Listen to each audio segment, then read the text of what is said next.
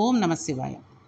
నిన్న మనం నారదుడు సుబ్రహ్మణ్యేశ్వర స్వామికి వల్లీదేవి యొక్క అందాలను గురించి చెప్పడం, వల్లీదేవి యొక్క తల్లి తండ్రి బిలురాజుకి నారదుడు చక్కటి పిల్లవాడు మీ కూతురికి భర్తగా పొందుతాడు, నీవేమీ కంగారు పడద్దు, ఎంతో మంచివాడు, తర్వాత పార్వతీ పరమేశ్వరుల పుత్రుడు అయినటువంటి సుబ్రహ్మణ్యేశ్వర స్వామి కార్తికేయుడు అని పేరున్నవాడు నీ పిల్లకి భర్తగా దొరుకుతాడు అని చెప్పడం, ఆయన చాలా సంతోషించడం, నారదుడు అక్కడి నుంచి వెళ్ళిపోవడం వరకు తెలుసుకున్నాం. అయితే ఇక్కడ కుమారస్వామి ఆ వనంలోకి ప్రవేశించి వల్లీదేవి వంక చూసి అనుకున్నాడు, నారదుడని ఆ రోజు నాతో చెబుతుంటే ఈమె అంత అందంగా ఉంటుందా అనుకున్నాను. నాకు ఇప్పుడు ఈ పిల్లని చూసిన తర్వాత అసలు అందం గురించి చెప్పడం నారదుడికి చేత కాదు అనిపిస్తోంది. బహుశా ఆ చతుర్ముఖ బ్రహ్మ తన సృష్టి శక్తిలోని సౌందర్యాన్ని అంతటిని ఒకచోట రాశీభూతం చేసి ప్రాణప్రతిష్ఠ చేస్తే ఈమె ఈ వల్లి అయి ఉంటుంది. ఈ పిల్లతో ఒకసారి మాట్లాడాలి అని అనుకున్నాడు. కొంచెంసేపు అక్కడ నిలబడి ఆమె అందం చూసి దగ్గరికి వెళ్ళి భయపడుతున్న వాడిలా పలకరించి, లతాంగి, అందరినీ విడిచిపెట్టి ఏది నాకు ఆలవాలమో అటువంటి ప్రాంతాన్ని విడిచిపెట్టి నీ కోసమని ఇంత దూరం వచ్చాను, నన్ను చేపట్టవా అని అడిగాడు. ఆవిడ ఈయన వంక చూసి, అబ్బో, ఈతడు ఎంత అందగాడో అని మనసులో అనుకుని ఆమె ఎంత గొప్ప భావన చేసిందో చూడండి. నారదుడు మా ఇంటికి వచ్చినప్పుడు నాకు సుబ్రహ్మణ్యుడితో వివాహం అవుతుందని చెప్పాడు. ఈ పిల్లవాడు చాలా అందగాడు కావచ్చు, నా మనసు దోచుకుంటున్నవాడు కూడా కావచ్చు, కానీ నా మనస్సునందు అటువంటి పాపపంకిలమైన భావం కలగరాదు. నేను సుబ్రహ్మణ్యుడికి చెందినదానను. బ్రహ్మ ఈ విషయం చెప్పారని నారద మహర్షి చెప్పారు. కాబట్టి నేను అన్యపురుషుని యందు ఈ భావన పెంచుకోరాదు. ఒకవేళ నిజంగా నారదుడు చెప్పినట్టుగా ఇతడే కానీ ఆ పార్వతీ పరమేశ్వరుల కుమారుడై ఉంటే నా రొట్టె విరిగి నేతిలో పడినట్టే కదా అనుకుంది. చూసారా ఎంత మంచి మనస్సుతోటి ఆవిడ ఎటువంటి ఆలోచన చేసిందో చూడండి.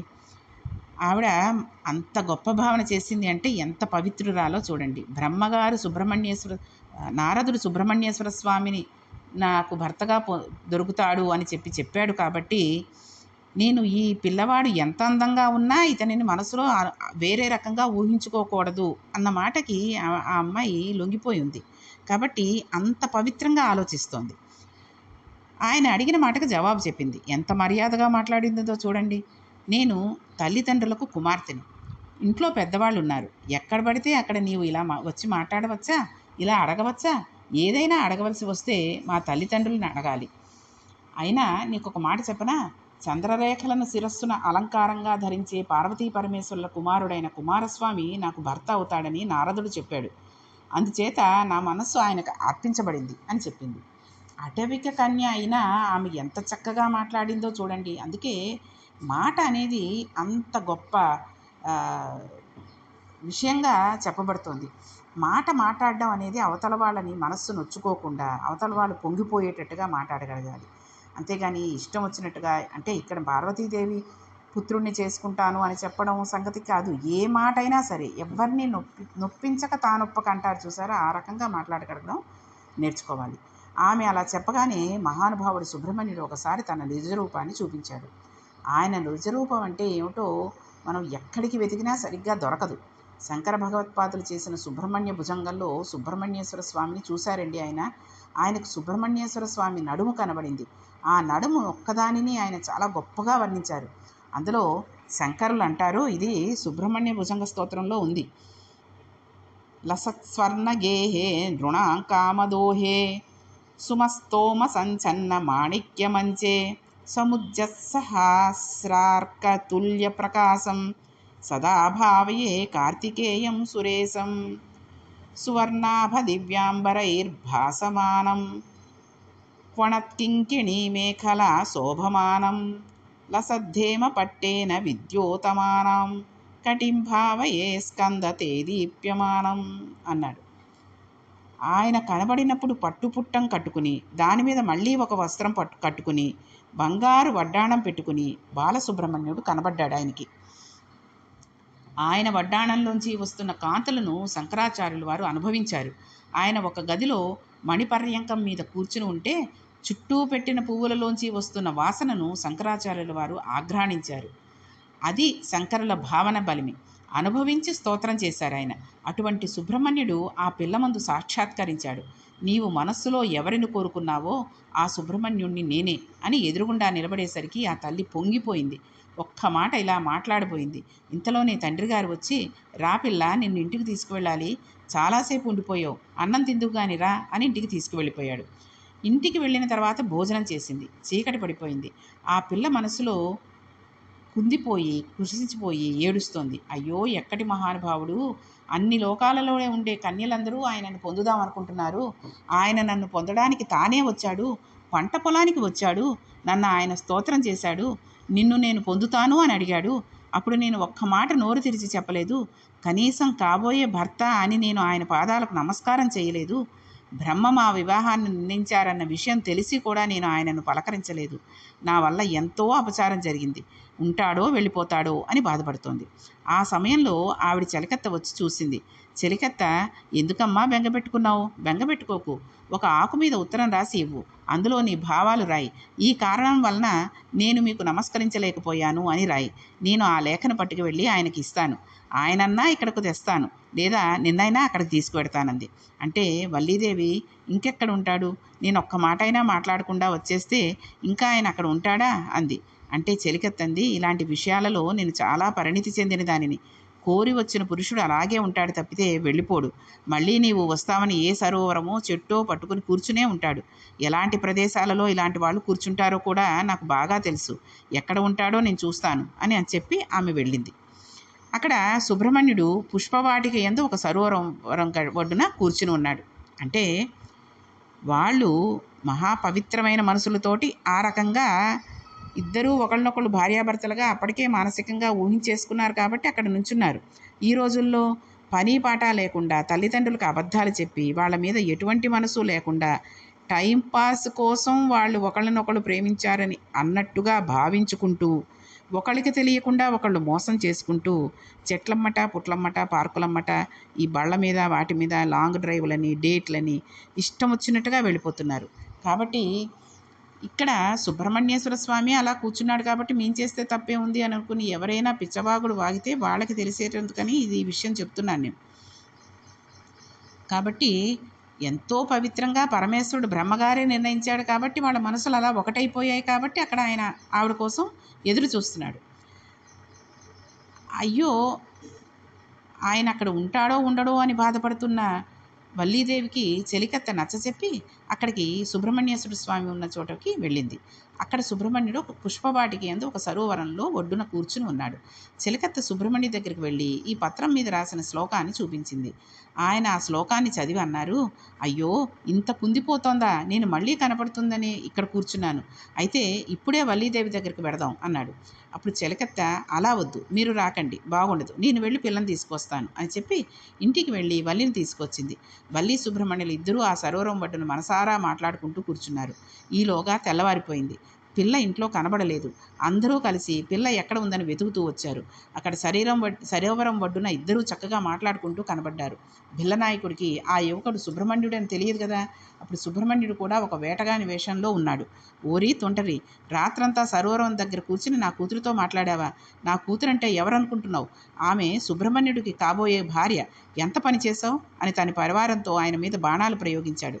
అన్ని బాణాలు ఆయన మీద ప్రయోగిస్తుంటే సుబ్రహ్మణ్యుడు హేళగా నవ్వుతూ వాటన్నిటినీ స్వీకరించి వల్లి బెంగపెట్టుకుంటుందని ఒకసారి ఆమె వంక చూసి ఆ బాణాలను ప్రయోగించిన వారి మీదే సమ్మోహనాస్త్రాలుగా ప్రయోగించాడు. అందరూ కింద పడి సృహ తప్పిపోయారు. అప్పుడు వల్లీదేవి తన వాళ్ళందరినీ అలా పడిపోయారని, ఎందుకు పడిపోయారు, అలా ఎందుకు పడేశావు అని చెప్పి ఏడ్చింది. ఇప్పుడు స్వామివారు అనుగ్రహించేసరికి మళ్ళీ వాళ్ళందరికీ శుభ వచ్చి లేచారు. వాళ్ళు లేచి చూసేసరికి చేతిలో శూలం పట్టుకుని నెమలి వాహనం మీద వల్లీదేవితో కలిసి కూర్చుని గొప్ప వర్చస్సుతో సుబ్రహ్మణ్యుడు వారికి సాక్షాత్కరించాడు. ఆ భిల్లులందరూ నేల మీద పడి సుబ్రహ్మణ్యుడికి సాష్టాంగ నమస్కారం చేసి పొంగిపోయారు. ఇంతకు పూర్వమే ఇంద్రుడు సుబ్రహ్మణ్యేశ్వర స్వామికి దేవసేననిచ్చి వివాహం చేశాడు. ఆ దేవసేనతో పార్వతీ పరమేశ్వరులతో నారదుడితో సహా అక్కడికి వచ్చాడు. వీళ్ళందరూ చూశారు. సుబ్రహ్మణ్యుడు వల్లీదేవికి తన తల్లిదండ్రులైన పార్వతీ పరమేశ్వరులను గురించి చెప్పి వారికి నమస్కారం చేయమన్నాడు. అప్పుడు తాను ఒక స్తోత్రం చేయకపోయినా పూజ చేయకపోయినా ఎందరో కన్యలు తన కోసం ఎదురు చూస్తూ ఉంటే తానే నా కోసమని వచ్చి నా వారికి తన నిజస్వరూప దర్శనం ఇచ్చి నన్ను తనదానిగా చేసుకుని తన తల్లిదండ్రులే ఇక్కడికి వచ్చేటట్టుగా చేసి నా చేత వారికి నమస్కరింపజేస్తున్నాడు. నేనెంత భాగ్యవంతురాలనో కదా అనుకుని వల్లీదేవి పార్వతీ పరమేశ్వరులకు నమస్కరించింది. అది ఆడపిల్ల మనసు సంతోషంగా మనసులో ఆలోచించుకోవాల్సినటువంటి విషయం. అంతేగాని పెళ్ళవుతూనే భర్తను వేరు కాపురం పెట్టించేసి తల్లిదండ్రులు ఉండకూడదు, వెనకాల నీకు ఎటువంటి బాధ్యతలు ఉండకూడదు, నువ్వు ఎవరి గురించి కూడా నీ రూపాయి ఉపయోగించకూడదు, ఆఖరికి నీ తల్లిదండ్రులైనా సరే వాళ్ళ కోసం నువ్వేమీ ఖర్చు పెట్టకూడదు, కానీ నా జీతం అంతా నా తల్లిదండ్రులకి ఇచ్చేస్తాను అనేటటువంటి మనుషులు పిల్లలు ఉన్నటువంటి ఈ లోకంలో ఎవరైనా సరే పెళ్ళి అయిన తర్వాత భర్త యొక్క అనురాగాన్ని ఏ రకంగా పొందాలి అనేటటువంటిది వల్లీ కళ్యాణం కనుక మనం విన్నా మనకు తెలుస్తూ ఉంటుంది. కాబట్టి ఇది పిల్లలు చదువుకోలేదు కాబట్టి వాళ్ళకి తెలియలేదండి అని అనకూడదు.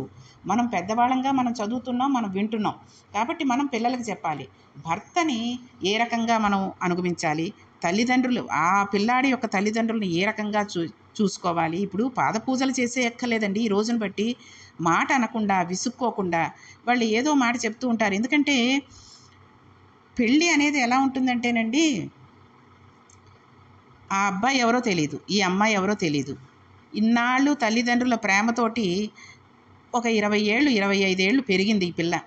ఎవ్వరో మనిషి అసలు ఎవరో ఏమిటో కూడా తెలియని చోటికి వచ్చి పడిపోయింది. వాళ్ళ యొక్క అలవాట్లు, వాళ్ళ యొక్క పద్ధతులు ఏవీ తెలియనటువంటి ఒక ఇంట్లోకి వచ్చి పడిపోయింది ఆ పిల్ల. అటువంటప్పుడు ఆ అత్తగారు, అదేంటమ్మా మీ అమ్మ ఏం చెప్పలేదా, మీ నాన్న ఏం చెప్పలేదా, మీ ఇంట్లో ఇలాగే పెంచారా, మా పద్ధతి ఇది కాదు మాది ఇది అని కసుక్కుంటే ఆ పిల్ల కళ్ళ నీళ్ళబడి పెట్టేసుకుంటుంది. ఎందుకంటే ఆ పిల్లకి తెలియదు కదా మన పద్ధతులు. కాబట్టి ఏం చెయ్యాలి, అమ్మా నువ్వు ఇంట్లో మీ అమ్మగారు ఇలా చెప్పారేమో కానీ మనం ఇలా చెయ్యాలమ్మా, మీ ఆయనకి అంటే మా అబ్బాయికి ఈ కూర ఇష్టం కాబట్టి ఈ కూర ఇలా చెయ్యి. ఏముందండి, బంగాళదుంప వేపుడు ఒక ఇంట్లో ఓ రకంగా చేస్తారు, ఉదాహరణగా చిన్న విషయాలు కాబట్టి చెప్పడం జరుగుతుంది. ఇంకో ఇంట్లో ఇంకో రకంగా చేసుకుంటారు. పుట్టింట్లో ఎలా చేశారో అలాగే చేయడానికి ప్రయత్నిస్తుంది ఆ పిల్ల. అలా చేసినప్పుడు కసురుకోకుండా బాగా చేసావమ్మా, బాగుంది, కానీ మీ ఆయనకి మీ మామగారికి కూడా ఈ రకంగా చేస్తే ఇష్టం కాబట్టి ఒక్కొక్కసారి ఇలా కూడా చెయ్యి, ఒకసారి అలా చేయి, ఒకసారి ఇలా చెయ్యి అని చెప్పగలిగేటటువంటి అత్తగారులు ఉంటే ఎటువంటి గొడవలు లేకుండా సంసారాలు చక్కగా వెళ్ళిపోతాయండి. అంతేగాని చూడరా మీ ఆవిడ ఏం చేసిందో, నేను తినలేకపోయాను ఒక్క ముద్ద కూడా, ఇవాళంతా నీరసంగా ఉంటుంది, ఆ కూర ఏంటి అలా తగలేసింది అనిందనుకోండి, ఈ పిల్లవాడికి అన్ని రోజులు తల్లే కదా చూసింది, కొత్తగా వెళ్ళిపోయి 2 రోజులు 3 రోజుల క్రితమే వచ్చినటువంటి పిల్ల ఈ భార్య. కాబట్టి భార్య కంటే తల్లే ఎక్కువ. తల్లి వెంపు మాట్లాడకపోతే తల్లి ఏమనుకుంటుందో అని ఆ పిల్ల మీద కసురుకుంటాడు. ఇంట్లో అందరూ కసురుకుండి తను ఒంటరిదైపోయి బాధపడుతూ ఉంటే ఆ పిల్లకి జీవితం మీద విరక్తి కలుగుతూ ఉంటుంది కదండి. తల్లిదండ్రులు గారాభంగా పెంచి ఇక్కడ అన్ని మాటలు సూటిపోటు మాటలు పడుతూ ఉంటే ఆ పిల్ల ఎంత బాధపడుతుంది. కాబట్టి ఇంట్లో వాళ్ళు తీసుకొచ్చి అత్తారింట్లో దింపిన తర్వాత మనకి ఏ రకమైన అలవాట్లు ఉన్నాయో ఆ రకంగా ఆ పిల్లను మలుచుకుంటూ మంచి మాటలతో మన పద్ధతులన్నీ నేర్పేటటువంటి అత్తగారు ఉంటే ఆ కోడలు చాలా అదృష్టవంతురాలు. అలాగే కోడలు కూడా ఎంతో ఇష్టంగా తల్లిదండ్రులు ఎలాగో అలాగే పెద్దవాళ్ళు కాబట్టి అత్తమామల్ని గౌరవిస్తూ వాళ్ళు వచ్చినప్పుడు మామగారు ఆఫీస్ నుంచి వచ్చిన ఈ పిల్ల సోఫాలో కూర్చొని సెల్ ఫోన్ చూసుకుంటూ కాలు మీద కాలు వేసుకుని ఏదో సెల్ ఫోన్లో యూట్యూబ్లో షార్ట్లో ఏవో ఒకటి చూసేసుకుంటూ అలాగే ఉందనుకోండి, ఆ మామగారు ఎంత బాధపడతారండి.